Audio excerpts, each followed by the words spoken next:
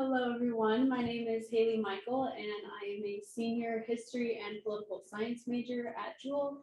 And today I will be talking about the history of Dr. William Jewell and Alexander Doniphan's slaveholding past. So before we started this research, Jewell's official college publications mentioned slavery a total of 5 times throughout 3 book-length accounts of Jewell's history.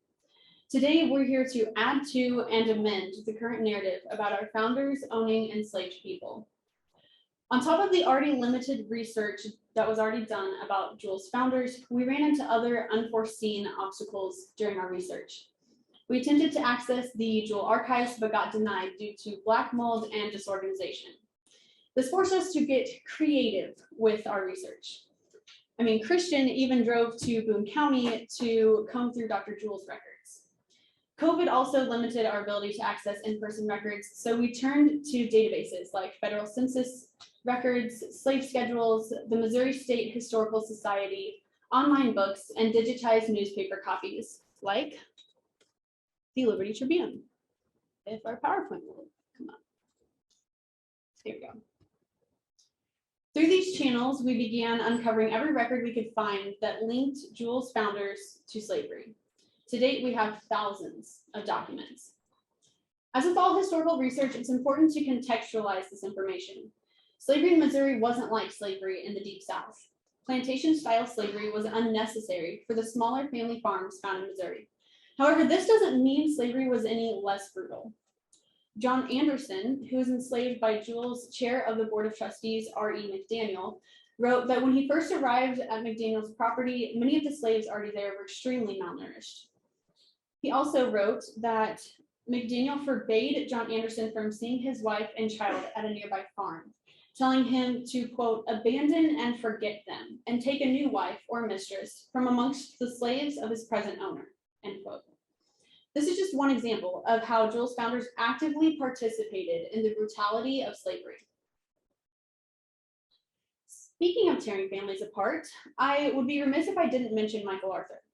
Many of you have likely driven by this house, which is on Lightburn Street, many times, though I hope after today you'll look at it differently.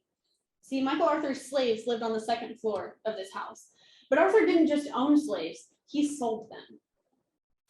As the premier slave trader of Clay County, he made a fortune selling African Americans at auction on the square just a few blocks from here. What did Arthur do with some of that money? He donated it to William Jewell College. Next time you drive by this house, imagine a small slave pen in the back where dozens of enslaved people crowded together after just being torn apart from their families, awaiting their upcoming fate at the auction block. Another important distinction is that Missouri farmers didn't require the labor of hundreds of enslaved people like Southern plantation owners. The majority of Missouri slave owners held a handful of people in bondage. Very few Missourians owned more than 20 slaves. However, 5 of Jewell's early founders and trustees are listed as owning more than 20 enslaved people. James T.V. Thompson, the man who donated the land we are currently standing on, owned 39. R.E. McDaniel enslaved 27 people, including John Anderson. James W. Waddell had 26, Roland Hughes 25, David Perkins 22, Wade M. Jackson and John Ellis are honorable mentions with 19 each, though I'm not sure honorable is the most appropriate word. Clay County was also different from slavery across the state. In 1850, enslaved people in Missouri made up 13% of the total population. In the same year, Clay County's enslaved population was 27% of the total population, over double the state's ratio. Clay County was in the top 5 slaveholding counties in Missouri. Of the early trustees, 90% of them owned enslaved people. The first 4 presidents of the college were slaveholders. We know 2 and almost certainly 3 of them owned enslaved people while serving in their role as college president. Now, much of this information so far has been new discoveries that members of the SMJP made through their research, including Dr. Wilkins, Michelle Cook, Christian, Tavarus, and so many others. Nobody's ever researched these men's connection to slavery, so we're really writing this history. However, I'd now like to shift our focus on 2 individuals whose histories have already been written, Dr. William Jewell and Alexander Doniphan. Instead of writing this history, we are amending the current narrative to paint a fuller picture of who these men were and the institutions that they supported. The narrative of Dr. Jewell's connection to slavery has received the most attention throughout colleges' official histories. Before we started the SMJP, it was commonly believed that Dr. Jewell was a good slave owner who emancipated all of his slaves in his will. First off, good slave owners didn't exist. No matter how well masters treated their slaves, they still denied them basic human rights and kept them in slavery against their will. Now, compared to the other Jewell founders that also owned slaves, was Dr. Jewell better? I mean, in my opinion, he was the best, but that's still a low bar to get over, considering you have people like James T.B. Thompson, who owned 39 enslaved men, women, and children. And as Jamie Kuhn discovered, he also made a portion of his wealth through buying and selling slaves. The 1830 census records show Dr. Jewell owning 13 enslaved people. That number drops to 6 in 1840 and 3 in 1850 because he did take steps to manumit his slaves. In 1846, he freed Emmanuel, Phyllis, Ralph, and Mandy, giving them each $100 stipends for good behavior. Jewell's will freed Stephen, a blacksmith, and gave him his blacksmith toolkit. Dr. Jewell did take steps to free these people, but the current narrative about Jewell freeing all of his slaves in his will is incorrect. When Christian went to Boone County, he found a copy of Dr. Jewell's will. The first two provisions were about his two remaining slaves at the time, Stephen and Ellen. While Stephen would see his freedom in the following year, Ellen was to remain enslaved in the Jewell family because she was thought to have not been able to care for herself. Ellen would serve Dr. Jewell's daughter, Angelina Wilson, until the 21st birthday of her son, William Boyle Jewell. Now, Jewell's grandson was 7 years old at this time. Dr. Jewell did provide that Ellen would be freed if William died before reaching 21, but he added that any of Ellen's children would remain enslaved. Now, for those of you parents out there, what's your freedom worth if your children are still enslaved? Dr. Jewell did take concrete actions towards freeing his slaves, but this doesn't make him an abolitionist, as the 2015 Hilltop Monitor article describes him. He also wasn't anti-slavery, as some suggest based on his support for the African Colonization Society. As president of Missouri's chapter, Dr. Jewell advocated for the removal of free Blacks from the US and resettling them in Africa. This deportation-style organization is commonly seen as a societal fix to slavery or an anti-slavery position. However, prominent African-American leaders opposed these colonization societies. Dr. Jewell's contribution to the college's founding are unmatched. He donated $10,000 towards the establishment of the college and directly oversaw the construction of Jewell Hall as superintendent for 3 years until his death. Many of the workers he oversaw at Jewell Hall were enslaved people. At one point during the construction, Dr. Jewell ordered the slaves to restart their work because it didn't meet up his standards. We hear stories about Dr. Jewell having a heat stroke during the summer of 1852 while he supervised the construction. But what we don't hear about are the stories of the enslaved people doing this labor. Their stories are not told, yet they're the ones doing the backbreaking work. Like I said before, Dr. Jewell is one of the better slave owners of the early founders, but that still doesn't make him exempt from historical analysis. As the namesake of the college, Dr. Jewell deserves to be respected and remembered, but we now need to start remembering him for how he truly was. He did not free all of the enslaved people in his will. He kept Ellen in bondage because he didn't think she could take care of herself. And even if she did gain her freedom, her children were to be enslaved.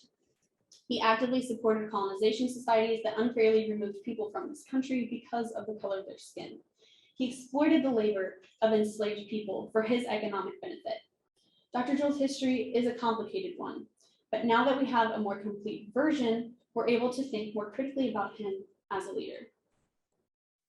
The second most well-known founder of William Jewell College is Alexander Doniphan. Without Doniphan's characteristic oratorical skills, William Jewell College would not exist in its current format. After moving to Missouri in 1830, he quickly became one of the most prominent and influential Clay Countians for his role as an attorney, politician, and military leader. Doniphan's career as an attorney is what initially earned him status in the Liberty and Clay County area. As a lawyer, he quickly became known for his great oratorical skills and willingness to serve the public. His most famous client, the leaders of the Church of Jesus Christ of Latter-day Saints, more specifically, Joseph Smith. Doniphan refused direct orders to execute Smith, and people have viewed this saving of Smith's life as evidence of his willingness to stand up against popular belief and his dedication to the rule of law. The Mormons weren't the only ones to recognize Doniphan's bravery. The citizens of Liberty and the surrounding area elected Doniphan to 3 terms in the Missouri State Legislature, where he continued to use his famed public speaking skills to pass the legislation he supported. As war broke out on the southern U.S. border in 1846, Doniphan enlisted and served as a colonel in the Mexican-American War. He led his men on one of the longest marches in U.S. military history. Winning key battles over much larger Mexican forces, he played a crucial role in the U.S.'s victory over Mexico. Doniphan capitalized on this influence in Missouri at a meeting of Baptist leaders in Boone County to discuss the location of a new Baptist college. After raising $7,000, which is the equivalent of about $248,000 today, from the citizens of Clay County, his eloquence secured Liberty as a home for the new Baptist college and ensured it would be named after Dr. William Jewell. Doniphan continued shaping Jewell's founding by serving as one of the first trustees. Now, when people think about Doniphan's connection to slavery, they often refer back to his support for the Union and being a moderate figure on the issue of slavery. As Civil War's imminence loomed over the nation, Doniphan chose to support the Union. He actively opposed the potential of Missouri secession by organizing Union rallies in Clay County, often speaking to crowds of up to 6,000 people. He even served as a delegate to the 1861 Peace Conference in Washington, D.C., which sought to avoid Southern states leaving the Union. When outspoken secessionist Governor Claiborne Jackson offered a high-ranking officer's position in Missouri's Confederate troops, Doniphan declined. Since Clay County was part of the Little Dixie region of Missouri, most of Doniphan's peers and constituents supported the Confederacy. As a Unionist, Doniphan had to stand firm against the majority opinion, an aspect of Doniphan's character for which he's memorialized today.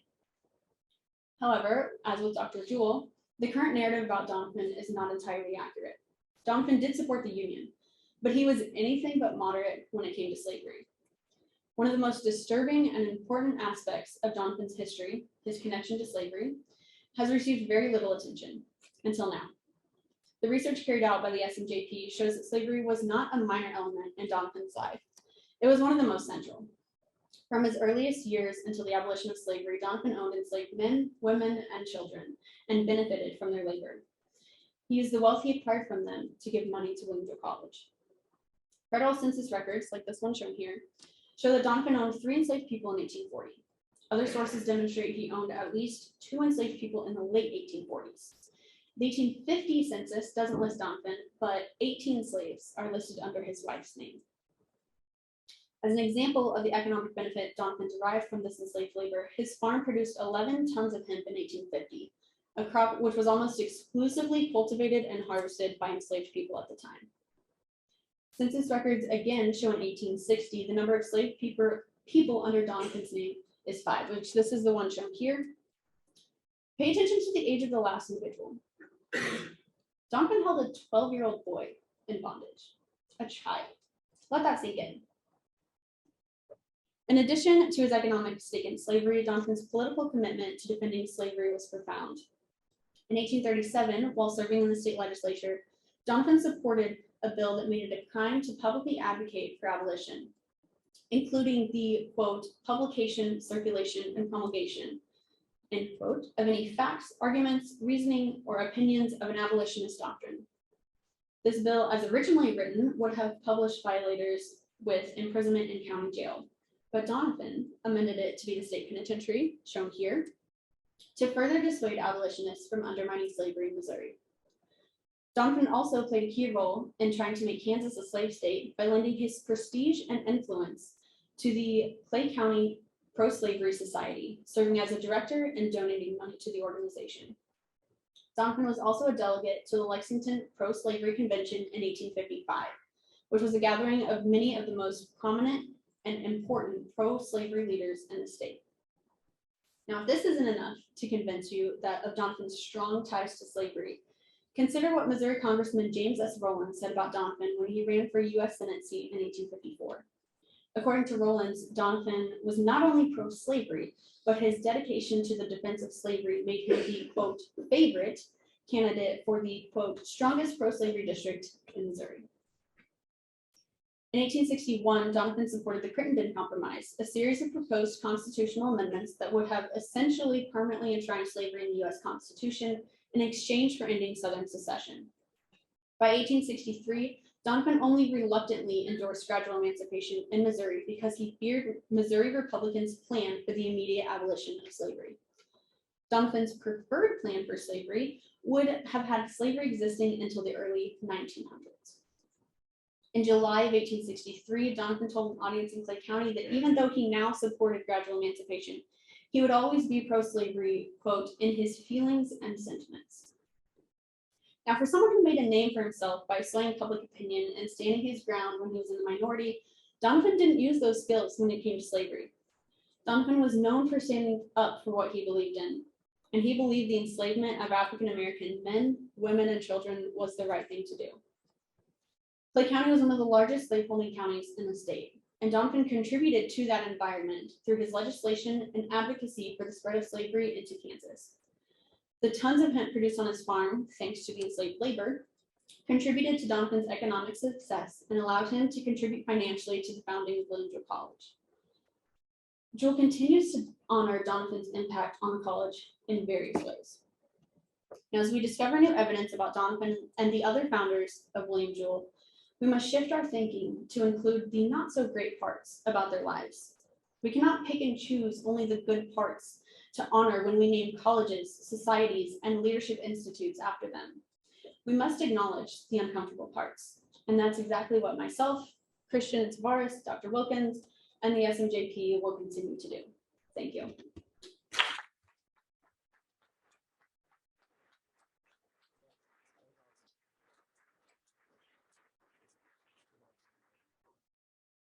Very well done.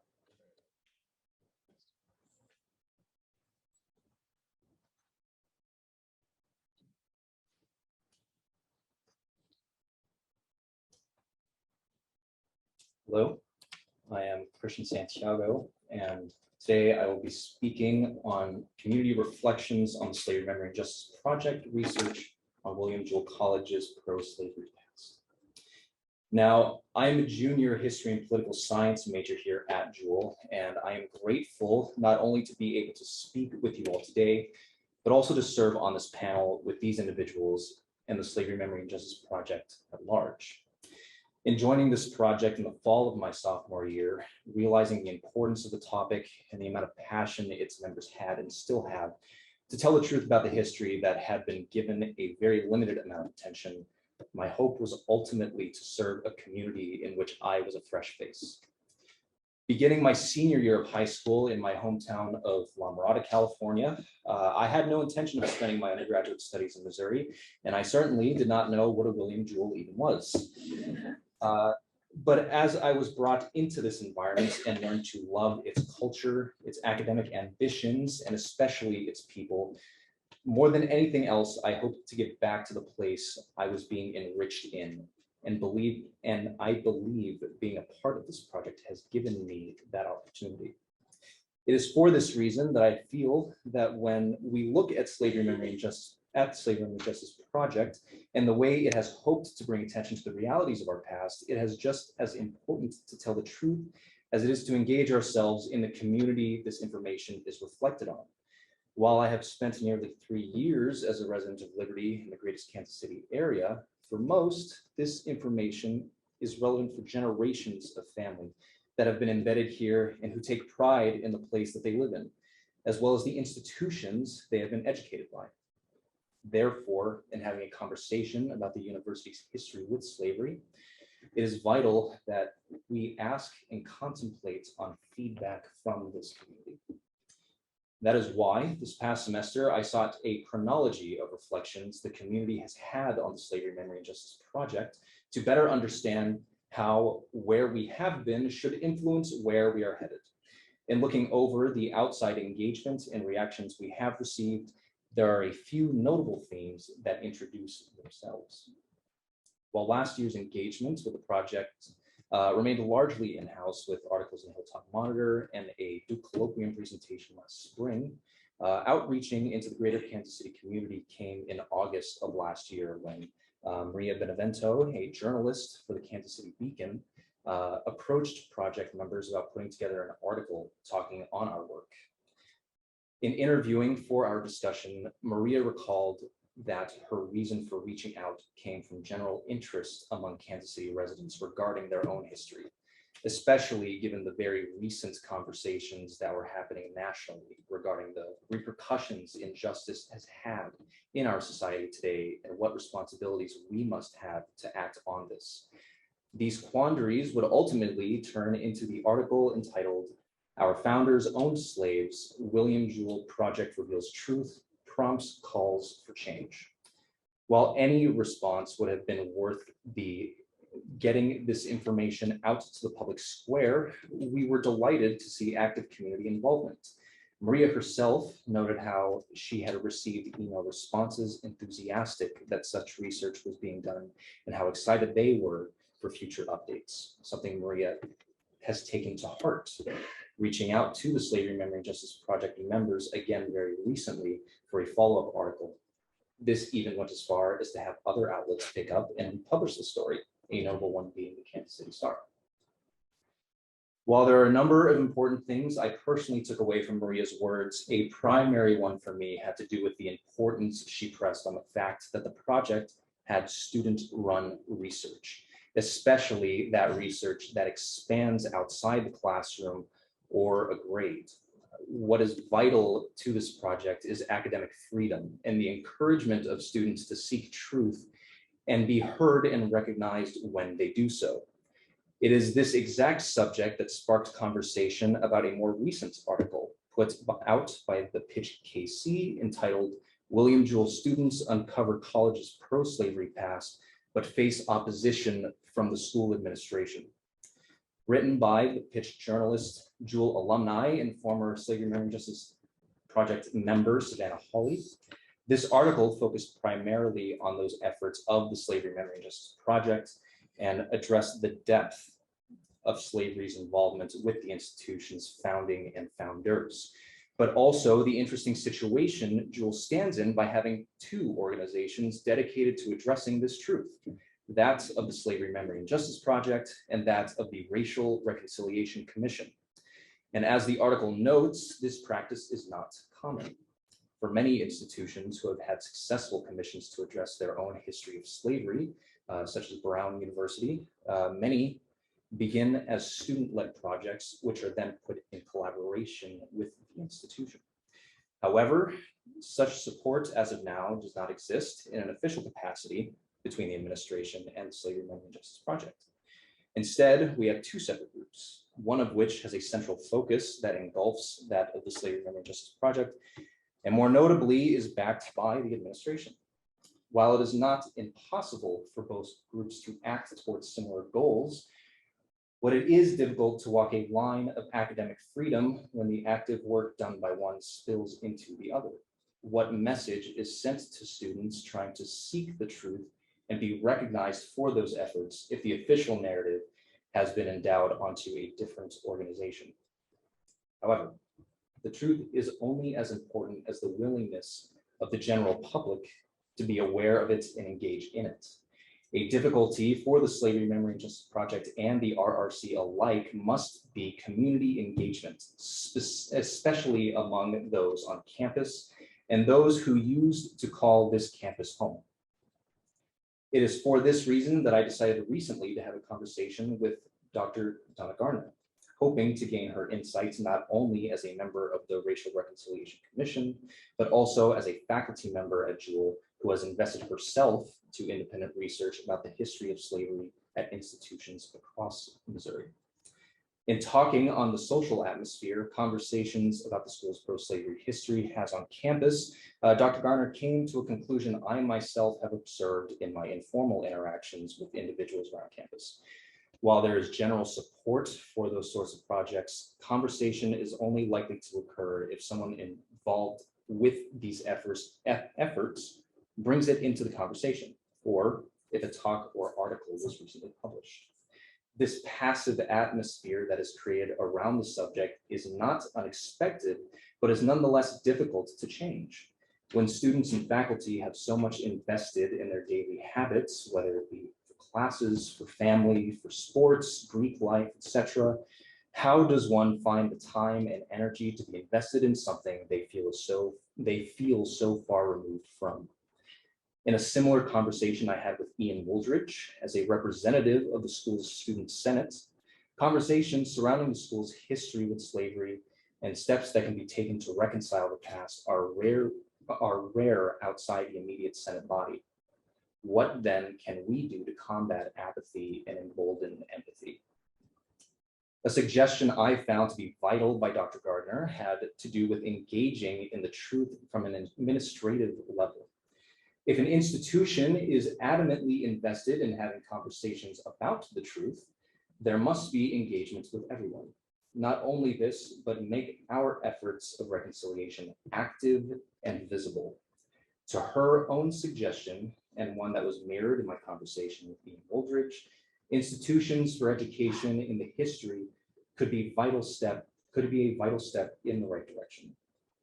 Something modeling a museum display, an office to educate people on the realities of our history, and or further integration of this history into the courses offered at the university would be active steps in this direction, illustrating this collaborative effort between the administration, its students, and those invested in meaningful change.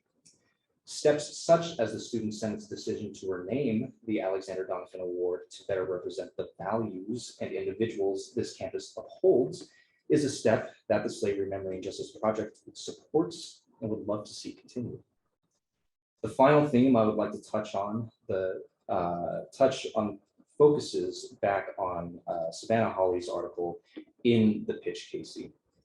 Even looking past the administrative angle and the relationship between the Slavery, Memory, and Justice Project and the Racial Reconciliation Commission, what ought to be recognized about this article is the conversations that developed online, reactions from local Casey residents, Liberty residents, some even alumni of the institution engaging in active, public, and especially notable, uncensored debate. And while I'm not trying to play up the reality of the comments and responses, it is undoubtedly a mixed bag among people that self-identify in this community. Most of the article's opposition posing a simple question: why? For the Slavery, Memory, and Justice Project, for the RRC, for anyone else seeking to open and discuss the history of the school's founding, what is the point? Is it not obvious that a college in Missouri that was instituted prior to the Civil War has connections to slavery? Regardless of this information, if this information was actively advertised and engaged on campus, what should this change for us in the present, so far removed from slavery and its ramifications? Even as a member of the Slavery, Memory, and Justice Project, who has been to the talks, who has seen the disapproving glares at the Missouri Conference of History, or interactions with archivists or guides who act distant and touchy on the subject of slavery, there is the same question that seems to be the hardest one to answer: why? And in reevaluating my answer to this question, I find that something Maria mentioned during my talk with her, really stood out about why she does journalism and is passionate about addressing the narratives that she does. Paraphrased from her reporter mission statement, what Maria believes is that people are better off when they are informed outright and correctly, and that perspective is vital to make sure ideas and people with those ideas are not left by the wayside. For those over 1,000 individuals enslaved by members of Jewell's founding, the narratives, their stories, their perspectives have never gotten their day in the sun.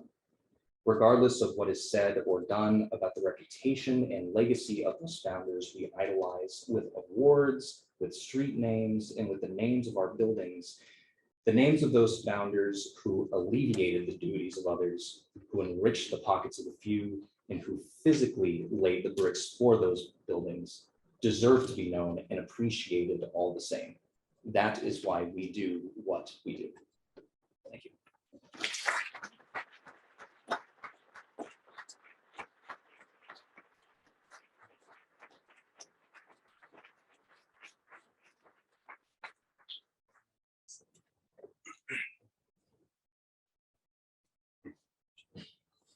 Hello, my name is Tavarus Pennington. I'm a senior communications and English major. That'll be important here in a second. Approaching this presentation, I shuffled through a variety of orientations from which to pursue my contribution to the research of the Slavery, Memory, and Justice Project. I knew that I was not a specialist in history, nor could I purport to have any of the academic acumen necessary of someone who says they could conduct historical research. So I decided to keep this as organic as possible. I have three arguments I would provide that seek to develop and extend the subject of my studies at this institution while joining in a conversation begun by the SMJP nearly 2 years ago. The first will detail the historical origin and implications of the study of slavery at universities. The second will track the themes of minimization and avoidance in relation to racial conversations on campus.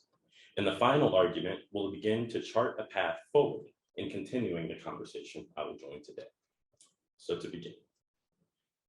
In gathering the historical origins and implications of the study of slavery at universities, we will isolate operative themes in engaging student-led historical research.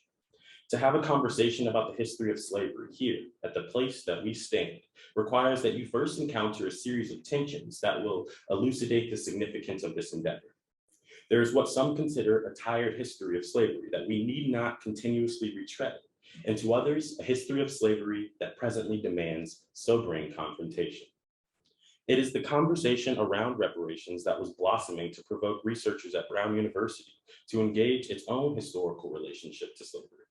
Perhaps this coincides with the haunting realization from Black Americans that the government may never truly rectify its violent habits. That is because in 2002, following the failure of civil appeals made to the government for reparations, there is an increase in lawsuits against private organizations shown to be engaged in the sale of humans. At this point, universities were not thought to be outside the domain of criticism for this history. This instance, which has in many ways persisted throughout the last 20 years of discussing the relevance of rectification and reparations, reached another crescendo in 2014 with the publishing of Ta-Nehisi Coates' The Case for Reparations. In that article published in The Atlantic, Coates details the history of housing policy and the continued disenfranchisement of Black Americans amidst a backdrop of successful Reconstruction in Jim Crow America. In the same way physical impoverishments of Black life have been instituted in this country, so too have social and psychological impoverishments been instituted. A glaring example of this is, of course, the absence of Black history within white contexts, our reason for being here today. Amidst the variety of projects that have been deployed to address the absence also come a variety of strategies to situate institutional engagement alongside a desire to conjure the truth, however ugly it may be. In the case of the Pen and Slavery Project, we see a student-centered investigation that serves as an example of students working cohesively as an independent organization within a schema of larger institutional histories. This is a group that uniquely reserves the right to critique as well as stage the reconciliatory process of recovering a history of slavery. This is no endowment from the university. This is a claim made by students to the university, demanding the truth in response to inaccuracies published by the college. There is credit due to groups that consider a university's endowment a tainted fund, a source of sustainment that feeds on itself, revealing the core institutional obligation to stakeholders, not students. The sense of astonishment, if you read some of the student reports about the project, they elicit a probably familiar sense of astonishment at learning of the history of slavery at the institution you attend. This causes questions and very few answers. This common thread is perhaps why Brown University did not set out to resolve the issue, but rather to provide factual information and critical perspectives to enrich discussion of the issue on our campus and in the nation as a whole. These projects, when done in the best fashion, are not further drivers of division, but rather projects offering moments where we suspend judgments and try to painfully embrace a history founded in violence and violation. This, I have determined, is also the task of my investigation. Now to the second argument. The themes of minimization and avoidance contribute to a muddled history of racial conversations on campus. It has been noted that while many white students and faculty more interested in leading anti-racist and inclusion work often express confusion and powerlessness. By detailing a recent history of diversity, equity, and inclusion work on campus, we will engage the facets of DEI work at Jewell that impact the perception of racial issues. As a member of the Hilltop Monitor, I and another student set out to write an institutional review of diversity and inclusion work at Jewell. The first half was published in September of 2019. The second half was unfortunately never published. That article was 13 pages of detail covering the dense recent history of diversity and inclusion work, mostly from 2015 and on. That is because prior to 2015, it was a murky history at best of efforts to increase diversity at Jewell. One of our conclusions was that the main issue is twofold. There is a concern both with Jewell's complacency in preventing bias incidents from happening on campus and its public response to such issues. Student and staff interviews confirmed a culture of hesitance when it came to speaking candidly about the way they felt the institution handled its DEI initiatives. Our reporting noted multiple instances of leadership changes, people stepping down, and new appointments to new groups created to shore up specific concerns. A former employee interview stated, "I actually tried to quit the staff diversity group at least 2 or 3 times because what I was thinking was very different from everyone else on campus. And I was getting frustrated because I didn't think we were doing enough. For me, getting together 2 to 3 times a year for an hour wasn't doing much for us." As it stands, surface level engagements seem a pattern that has mired the work of DEI initiatives at Jewell. To give a brief review of the former structure of DEI work at Jewell, in 2016, Jewell forms the Diversity Education Work Groups, or DUGs, at the staff, student, and faculty levels. Developments do come out of these groups, such as the Multicultural Student Room and CTI 150. The overarching DUG was called the Bias Incident Response Team, or BIRT. This group was the result of the steering committees established and intended to address how the institution deals with the presence of bias incidents on campus. And while the BIRT would soon morph into the Climate Assessment and Response Team, there's little more clarity about how the precise way the institution engaged incidents of bias impact our campus culture. The Climate Assessment and Response Team charter reads the following.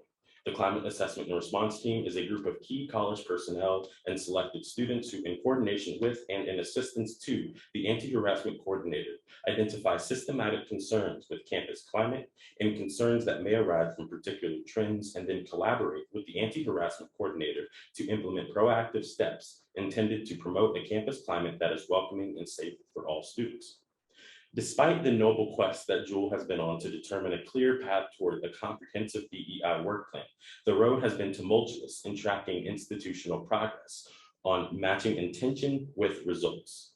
And perhaps it's here that we infuse a theoretical point Ta-Nehisi Coates provides in his text, Between the World and Me. It does not matter the institutions of individual educators were noble. Forget about intention. What any institution or its agents intend for you is secondary. A great number of educators spoke of personal responsibility in a country authored and sustained by criminal irresponsibility. The point of this language of intention and personal responsibility is broad exoneration. Mistakes were made, bodies were broken, people were enslaved. We meant well, we tried our best. Good intention is a hall pass through history, a sleeping pill that ensures the dream. As Coates implies, perhaps we should seek to move closer to inspect the violence that even those institutions that seem distinct from apparatuses of physical violence can support and enliven. The Intercultural Development Inventory that Jewell has used as one of its primary tools in extending the DEI initiatives is focused on dealing with the dangers of how our community encounters and deals with difference. Many here are familiar with this measure, though many are also not. Although I do not have the most recent statistics for the IDI, the results reported in 2019 for our campus community were as follows. The possible results for the IDI are denial, polarization, minimization, acceptance, and adaptation. Of the approximately 200 faculty and staff who took the exam, almost 50% scored in the minimization range, with only 15% scoring acceptance, and the rest largely in denial or polarization. Now, we should take a note that we are talking about a trend of a certain kind of violence now. That is the violence of minimization of instances of difference that are present on campus and in the classroom. This is a particular orientation that is in line with earlier claims made here and in the original 2019 article from former Black Student Association president, who says, "I believe that the administration at Jewell was more focused on upholding reputation and tradition, which unfortunately meant many times ignoring the desperate cries of their own students. Although the IDI is discussed as a measure of improving DEI work on campus, we must be careful to regard the results of the inventory as representative or indicative of an issue, and not a programmatic strategy to resolve issues of racial and cultural competency on campus. Now I want to bring us to another key identifier on the issues that mire DEI work at Jewell. This piece of information was present at the point in time in which the 2019 article was published, though it was not included at that time at the request of the then employee at the institution who submitted this memo to us. On January 2016, David Salih received an email from Molly Fleming, a community organizer who had been contracted by Jewell to observe, engage, and directly train members of the William Jewell College community regarding race, racism, and inclusion on campus and in the classroom. She compiles a list of common concerns and follows that with a series of priority recommendations. I want to draw our attention to a few key areas of concern she identifies. Beyond explicit individual racism, she goes on to say most white students that she interviewed reported observing or engaging in explicitly racist conversations in white-only company. The majority of these students reported the explicit racism as joking, though often uncomfortable. Few white students felt equipped or prepared to challenge these racist comments within their peer groups. About half expressed a desire to do so. I recite these comments not as an accusatory measure, but rather a sobering one, reflecting that in the not so distant past, the cancer of racism was present in the Jewell body. As it is always easier to bring history into clarity once we are physically beyond the actual event, we should take these comments in step with our current notion of community at Jewell today. She goes on to talk about tokenizing and universalizing the experiences of people of color, racial anxiety, and feigned and genuine ignorance to racial concerns, among other things. In, around, or near the moment in history where the motive to recover the history of slavery at Jewell prevails, we witness a collision with campus culture attuned to attitudes of minimization and avoidance. The quotes demonstrate a foundational cognitive belief in the continuity of a culture of violence. The importance of my study is to render discontinuous precisely this kind of violence that has haunted Jewell. We find these attitudes and themes tracked down lineages, defined by the founder's intent for a college that sits atop a hill. In light of this, I hesitate to simply forget about the things Ms. Fleming wrote, mostly because she points to a culture that harbors fear in the face of the unknown, fear about how radically change might impact the Jewell experience, fear about what others might think of you for asking us a certain question or thinking a certain thing. Now, my final argument. To chart a path forward perhaps requires that we first reflect on how historical trends within our own culture might impact the present day. For instance, the tendency towards minimization, avoidance, and poor organization perhaps accounts for the communicative disconnect between students, faculty, and staff. To achieve institutional coherence and harmony requires confrontation with the discourse of truth that unifies our organization. The Racial Reconciliation Commission report sets out to begin a discursive shift in the way that we think about the history of this place we stand at. It seeks to correct the course of local history that has too willingly replicated the mistakes of our national past. Dr. Stephen Harris, a member of the Slavery, Memory, and Justice Project, has written a wonderfully composed review of the RRC report. Should anyone want to read that, reach out to me or Dr. Wilkins if we can get it to you. I will echo some of the sentiments of Dr. Harris's analysis as well as extend some of my own. First, for the future of Jewell, we must engage the words historical and moral truth. These are the words that we are judging this entire academic excursion on, the ability to discern the historical and moral truth. The Dr. Jewell section of the report is focused on preserving those acts seen to be most honorable by the leader. Unfortunately, in doing this, the particular references that attempt to smooth the image of Dr. Jewell are taken out of context of pre-Civil War America. For instance, via the report, readers are left to determine Dr. Jewell's thinking about enslaved persons he owned, for example, by looking at his establishment of an American Colonization Society chapter. Dr. Harris astutely recognizes the historical implications that give color to these particular instances, noting that a strong belief stood at the time about the usefulness of slavery in caring for and ensuring the safety of the enslaved. Closely related to this line of argumentation were calls heard for further colonization in the form of the American Colonization Society. This group believed that African Americans had been civilized to a level from which they could now pull Africa out of the depths of barbarism. The societal resolution Dr. Jewell sought was the perpetual continuation of an essentialized view of race that saw Black and white as distinctly different and unable to coexist. This must be a notion related to the vision the namesake of this institution held, and thus related to the institution itself. What does it mean for us now to know that Dr. Jewell probably envisioned this hill as a safe haven for learning by white students? Secondly, we must meditate on the presence of the enslaved here. The graveyard that sits at the heart of our campus is a Liberty, Missouri relic, yet it is not largely acknowledged that the unmarked graves of the enslaved rest on the north end of that cemetery. The presence of the enslaved remains muted, even as the RRC report attempts to revive the memory of the enslaved persons that contributed to the early construction and stability of the college. Perhaps it is a hyper-focus on the role enslavement plays in the history of the college that serves to distort the truth of enslavement at Jewell in some cases. The wording of the report implies moral reprehensibility through the moral perspective of a post-slavery society. This leaves a reader prone to foreclosing their interpretation to believe that slavery is bad, while not elucidating the lasting process of violence that slavery implies. More than an economic enterprise, enslavement befits an ideological enterprise that premises subjective destitution on the social unthought, the category of Blackness. Finally, we must tune our discourse to the educational ends of an evolving and ostensibly white institution. We must ask ourselves how Alexander Doniphan's political and educational ideas might contribute to his passion for riling up support for the college during the 1848 subscription campaign, and how might the educational circumstances here replicate the goals and beliefs of our founders.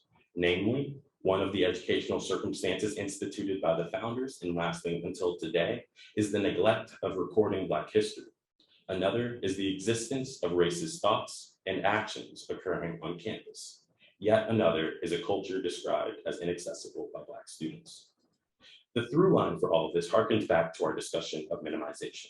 When we concede a culture that primarily tries to move beyond a problematic racialized history, we may hastily help erase the potential for paradigmatic change historical research should prompt us to make. It is mediation via embracing local narratives and ugly truths that is the goal of my arguments and the argument of the SMJP as a whole. When we continue to avoid ugly facts about the founding of this institution, we persist in the same kinds of cultures that have historically existed here. When we put aside our hopes and assumptions, we can soberly rearrange the identity of the institution in equitable and inclusive ways. Thank you.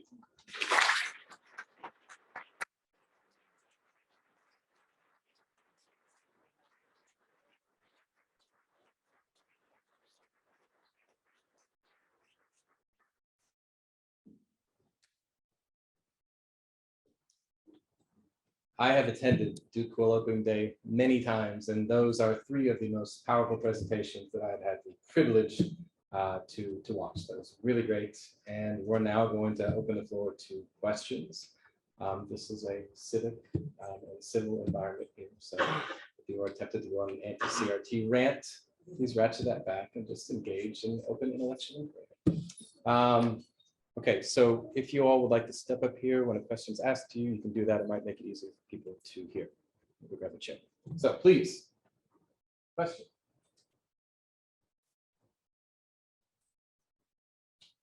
You've answered all the questions. Yes, please go ahead.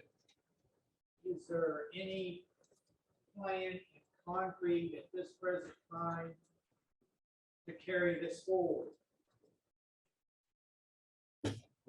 Yeah. Yeah, so we are continuing this research through this semester, through this summer, into next semester. And in December of this year, we will be publishing a 100+ page report with all of our research, all of our findings. And from there, I would love to continue this research. I'm graduating, so as an alumni or independently. But it is continuing, the SMJP's work is continuing at least until December of this year when we publish our report. Yes. Has there been any concrete presentation from the powers that be around here, around town, around this county, around this state to support and bring forward a program like you're talking about? So there are a lot of other colleges in Missouri that are doing this work. Christian and I presented at the Missouri Conference on History with a couple students from WashU that have institutional support from their administration, and they do have a school-led group, a school-backed group that is doing this research. And there are a few other colleges in Missouri that are doing so. I mean, at Jewell, we have the SMJP and the RRC. I know of a couple groups in Liberty and Clay County that are doing similar research. I know Michelle Cook has worked a lot on cemeteries and finding the unmarked graves of enslaved people. So there are a lot of different aspects to this research.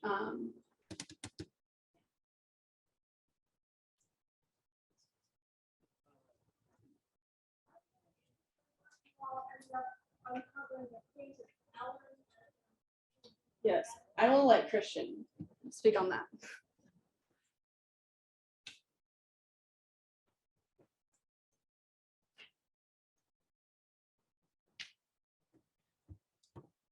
As far as the narrative sets currently, the extent of what we know surrounding Ellen's involvement in the Jewell family extends within the will of Dr. William Jewell, where she was taken under the into this as a servant to Dr. Jewell's daughter until the 21st birthday of her son, Dr. William Boyle Jewell, or William Boyle Jewell, sorry. But as far as her fate or whether she did have any children up to that point is inconclusive at the moment. What do you think the relationship is going to look like in the future? Speak up. What do you think the relationship going forward is going to look like between the SMJP and the RRC? Do you think it's going to get better or worse, stay the same? And if you'd like the students to speak up, say please. Don't order anyone around.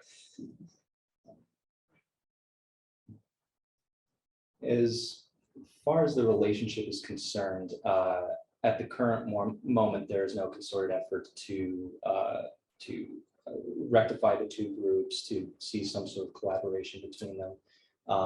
I think that conversation is a great resource for that, and it was part of why in my background going into this discussion that I hope to reach out to Dr. Gardner for comments. I hope that further conversations can be had moving forward to collaborate between those two groups, but at the current moment, there is nothing being done,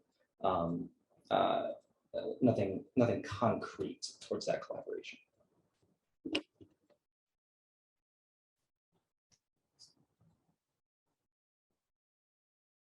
I came up from a greater Kansas City community. As an educator myself, I'm curious to know, I'd like to hear from each of the students, what surprised you most about this project? Crystal, could you repeat it? For each one of us, to this moment in time, what has been the most surprising aspect of our research up until this point was the question. Or the outcome of the research? the outcome of our research.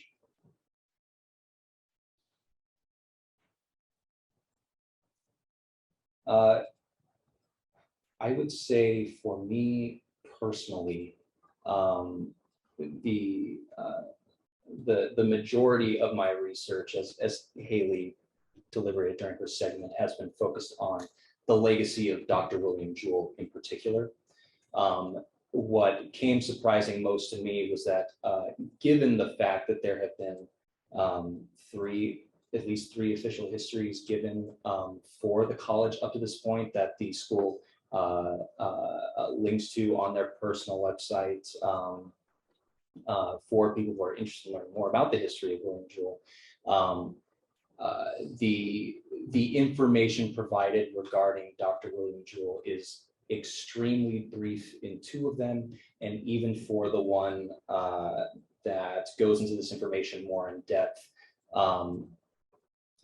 there's still little to no mention on his relation to slavery, other than the fact that this narrative created that he was a good slaveholder, that he in another document refers to him as having interest in people as a excuse for the relationship he had with his slaves. So given that he's such a prominent member, the namesake of the college, I was surprised that those histories are not more fleshed out than they are. I have a microphone now, so we can pass this around. Oh, before you start, I was gonna go ahead and answer first. So for me, I did a lot of my research on Alexander Doniphan. And the most surprising thing for me after this research has come out is the lack of change on campus. We still have a lot of things that are named after Doniphan and bear his name. I was pleasantly surprised that Student Senate voted to change the name of the Colonel Alexander Doniphan Award. And I was very excited about that. But I do think that now that we know more about his history, we need to do better. And we need to make those lasting changes to promote the value that reflect the values that the school should be promoting.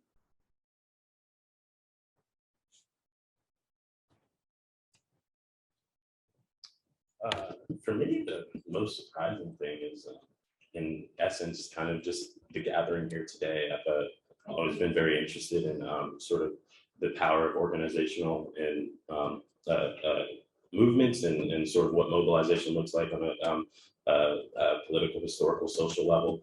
My communications capstone research was into sort of the March on Washington and the rhetoric used between Malcolm X and Dr. Martin Luther King. So sort of looking at the potential for grassroots interest in a project like this is phenomenal. You all are the grassroots, and that's a really cool thing to see, because coming into college, you're forming your conception of community, and so this is, I guess, it's given me insights into what that can look like, and that people can take serious issues seriously. Thank you. Obviously, some of the essential importance of your work is what it entails for going forward in response. I'd like to take a hard question, and I don't want to put you in a position of speaking for all students, so it'll just be for you three in your own perspectives here. I'm wondering how you as students relate to William Jewell due to what you have found in its history. How do you regard the college? How has your attitude changed in light of what you've discovered of its history?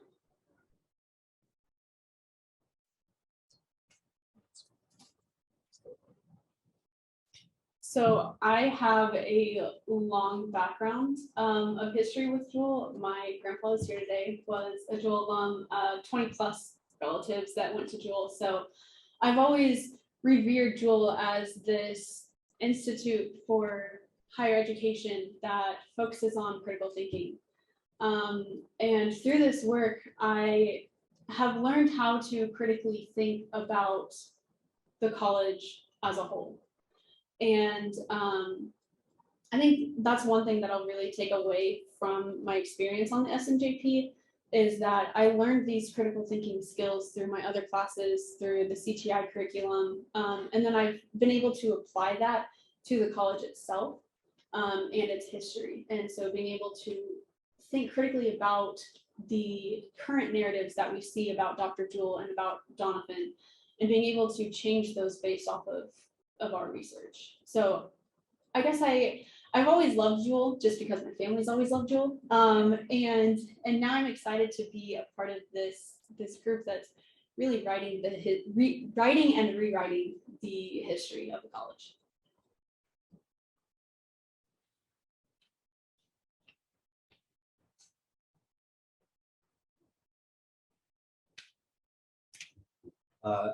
Well, on the inverse of Hayley, as someone who has been fairly a blank slate when it comes to the name William Jewell College up until my senior year of high school.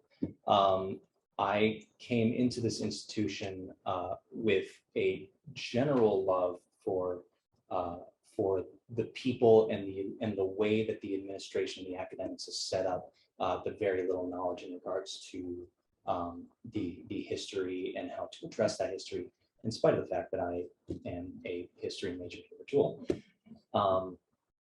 So I would say the way that the Slavery Memory and Justice Project or any action that's been taken over the course of the past year and a half, 2 years has changed my own perspective.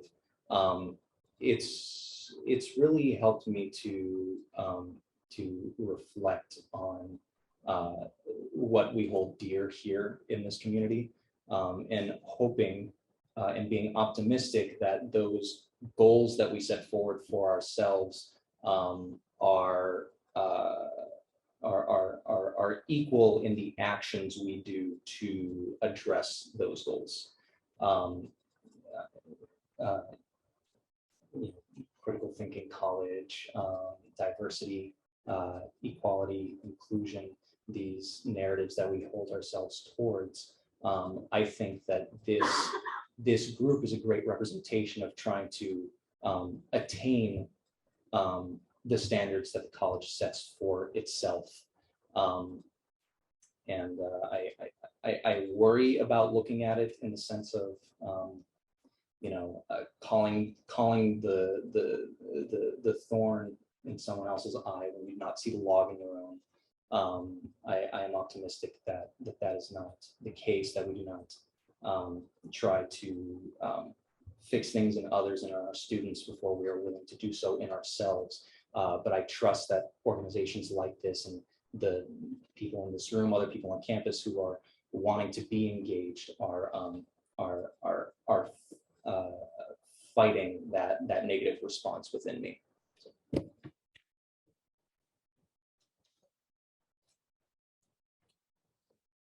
So if I remember, the question was sort of how has the research changed my perspective? Especially what you discovered about the history. Yeah. So I mean, studying and looking at the history of the college it felt like a puzzle piece, I guess, to not just a cultural issue, but of course a historical issue with the way that we understand sort of the thing, like the way that we understand and honor the things that brought us to this point.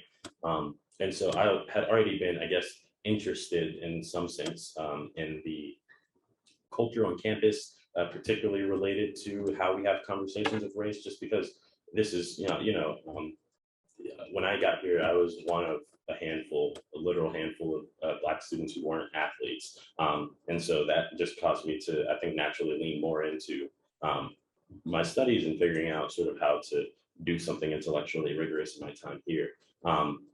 And so being able to kind of connect the pieces of how we have approached issues of race in the past and how we approach issues of race now, I think was the most enlightening thing. I hope my presentation was able to maybe start to draw some lines between the two, but that research is still, of course, not really complete. And it's going to continue to be developed, but there are a lot of insights, I think, about campus culture that we can take from the way that we deal with the present historical moment. And I didn't want to forget that. So the importance of that, I think, is the thing that I kind of discovered.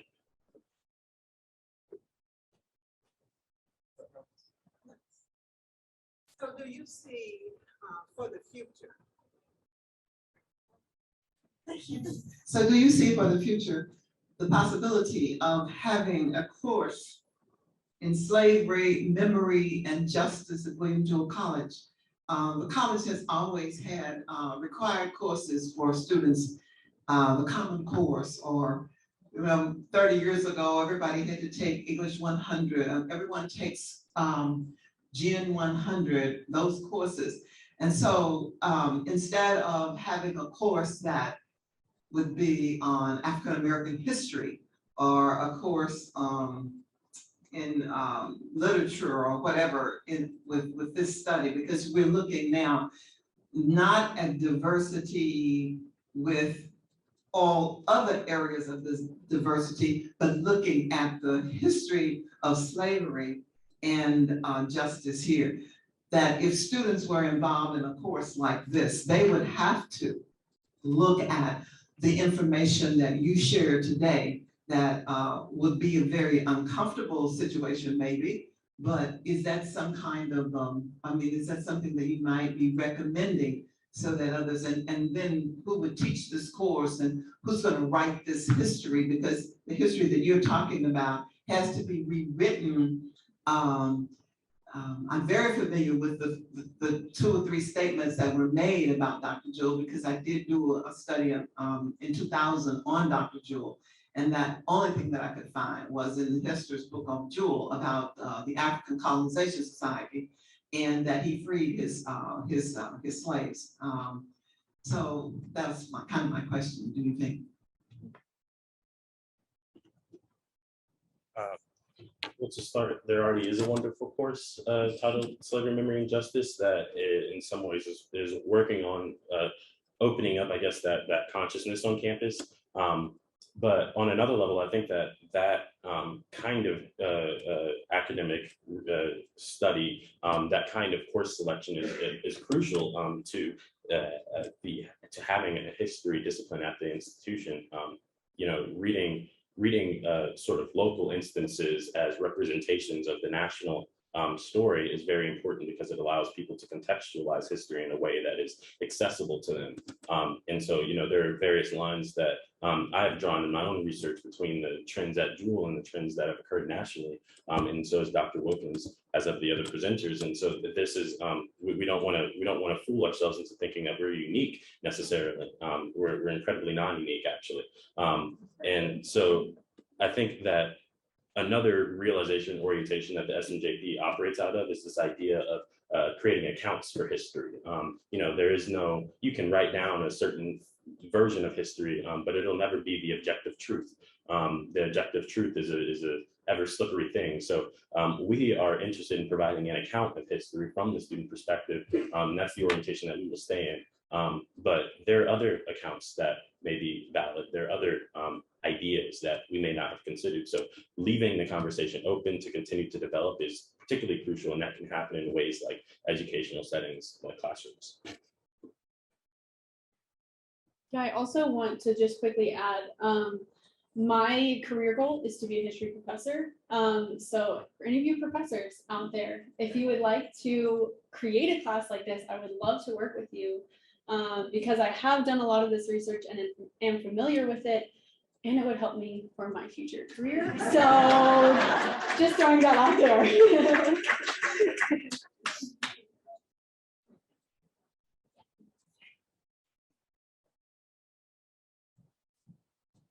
I have a question for Tavarus. On your second argument, themes of racial conversation, you claim that intentionality is a hall pass through history and a sleeping pill that ensures the dream. Well said. The intentions of the institution's focus are on upholding reputation and tradition and attending the needs of students. How is minimization a form of violence, and what is minimization? In other words, is Jewell violent by being complacent to its history? In short, yes. Those were the wonderful words of Ta-Nehisi Coates, talking about intention as a hall pass through history. So a great way that I've distilled minimization, or concept of minimization in my thinking, is the act of tokenization, of how we use that as a reference point, right? Because you are minimizing or universalizing, as Ms. Fleming put it, the experiences of people of color through the act of tokenization, to say that this one person can represent the concerns or the issues that may be impacting a variety of students. So that is a way that I think of minimization, and to put it in a further context, as a form of violence. When I mention, in addition to the physical impoverishments that slavery and a culture of avoiding racial conversations causes, it also causes social and psychological impoverishments. By that I mean is you start to, as a person who is given the identity category, given the token of Blackness, you start to reduce your own experience to think of it as representative of the whole. That is a form of that is a form of violence, in my opinion, because it causes you to negate your own subject position. This is what I mean when I say subjective destitution. That is a theoretical term that comes from the writings of Frank Wilderson, if anybody is interested in that. But he talks about the social unthought, as he calls it, or the condition of Blackness. And so that's kind of the where I'm deriving, I guess, the association of violence to minimization. And that's the tokenization is the way that I sort of distill those ideas. Fairmont, did you want to go next? And then... I don't think I'll use my thing. I want to say thank you as someone who doesn't look like most of the community right here. I want to thank each of you, even Dr. Robinson, for this information and giving a voice to the ancestors. I didn't know people who look like me were buried in the cemetery, right by the cemetery every day. That really is sticking. So I want to thank you, each of you, for giving me a reason to go over there in college. Thank you.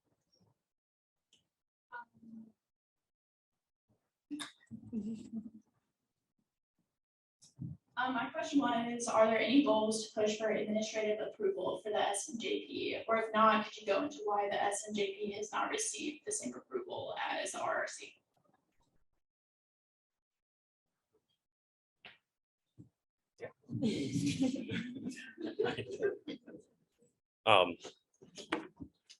I'll contest, I guess, your use of the word approval.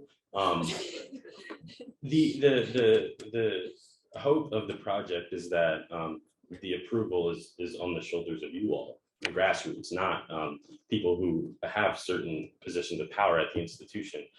They, of course, are entitled to their own narrative. They're entitled to their own perspective, as are we. And so verification of our truth is not necessarily in our interest. But in terms of acknowledgement by the institution, we think that would be great, precisely because in all other historical instances of this kind of research, we don't see the sort of divide that we do here. And so mediating that may not only contribute to the discoveries of the investigation of slavery at Jewell, but it may also allow us to, figure out actual solutions to not only the issues with this history of slavery, but the present issues of perceived racial division on campus.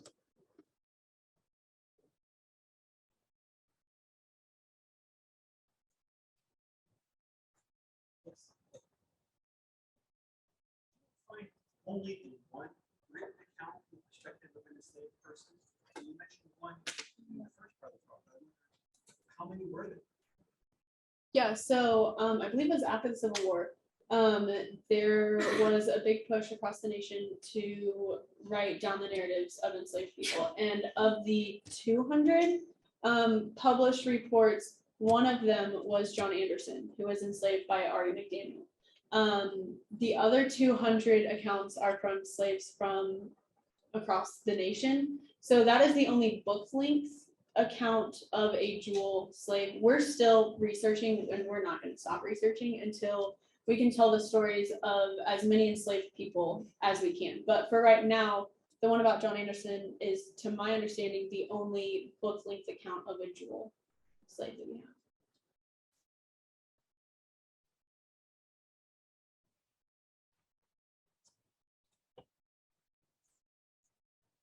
Go. We'll come back to you, sir, but please.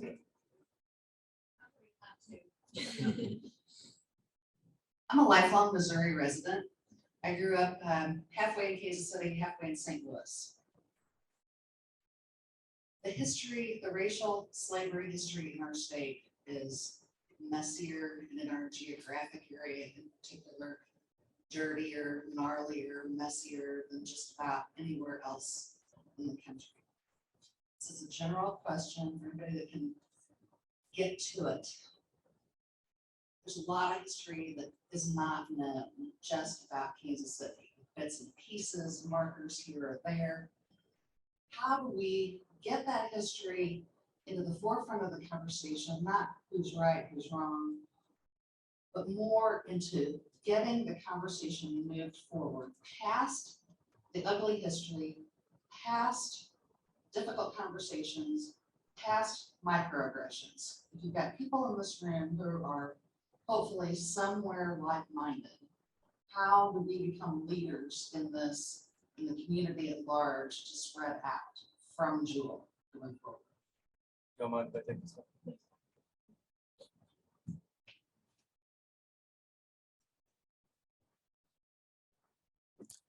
So one way is to do the kind of work that we've been doing at Jewell. We would like to see other colleges do this. WashU in slavery is doing great work. There's also been work done at St. Louis University, and there's potential for work to be in Kansas City. Okay, I'm working towards it. So Mizzou is also, there is interest at Mizzou, but shockingly, it hasn't really translated into the creation of a self-study on an institutional level. But I do have an idea for Kansas City. So I teach courses on World War II. Half of my class this semester has gone to the Auschwitz exhibit at Union Station, and I could not be more delighted about that.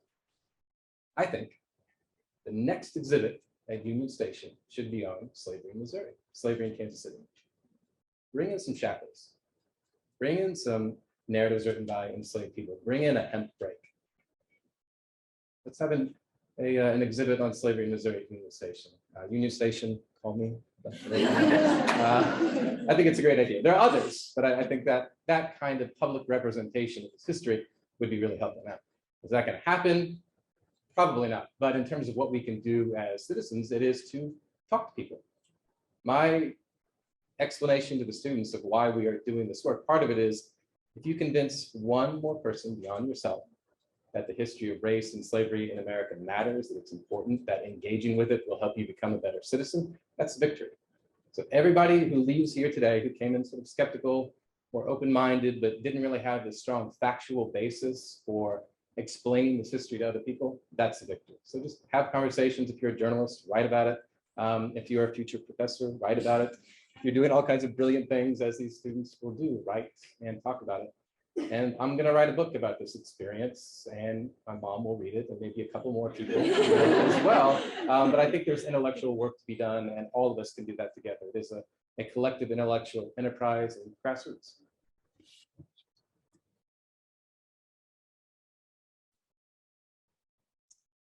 Other questions? Yes, sir. We'll go, this gentleman, and then Dr. Robinson. I probably don't need this. I'm the grandpa that Hayley was talking about. And none of you had the bringing up that I did. But by the time I was about 4 years old, I knew what did and did not go. When I became an educator, I was a classroom teacher and coach. And after about 10 years, I became what they call a building principal, grades 7 through 12.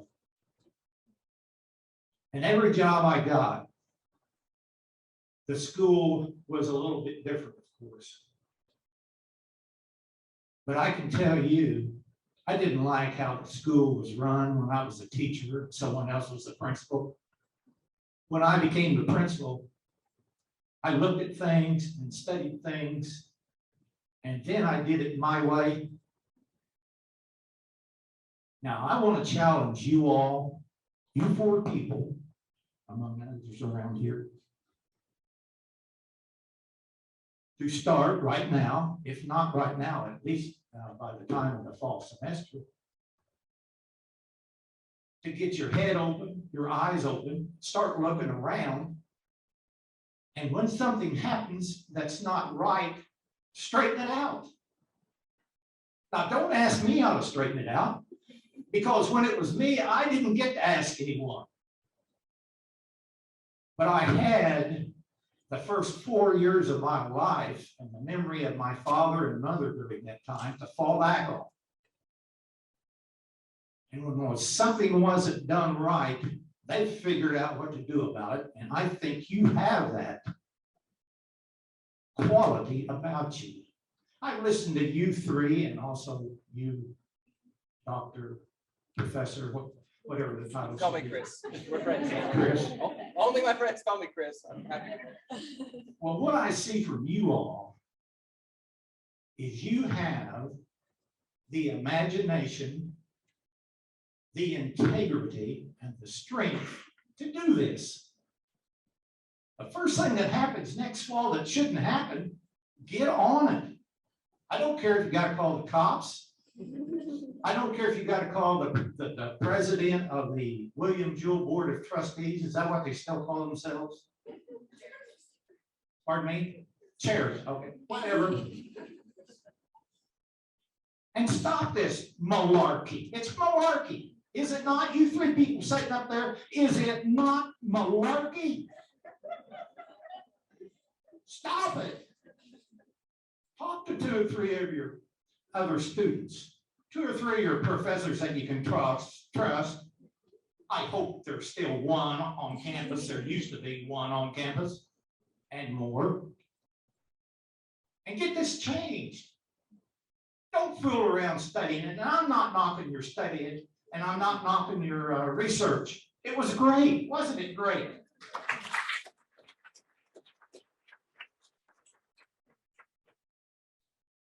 The world belongs to those who do.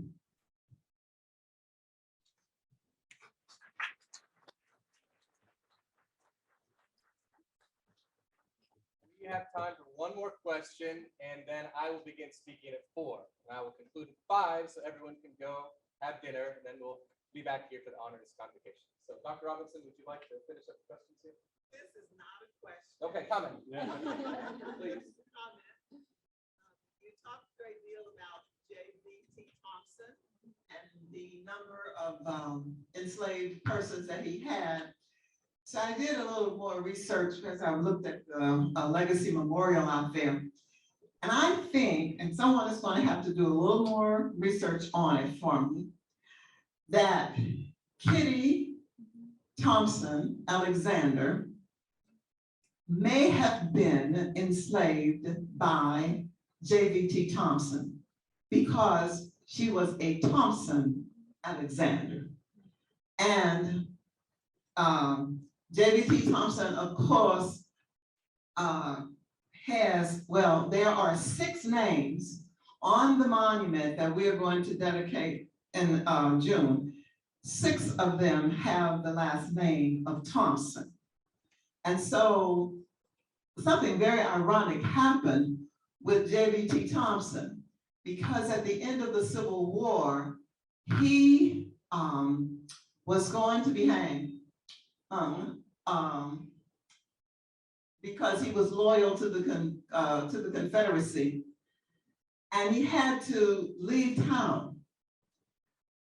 And so he ended up going to an old African-American man whose name is Beaucamp, and he's out on the monument as well.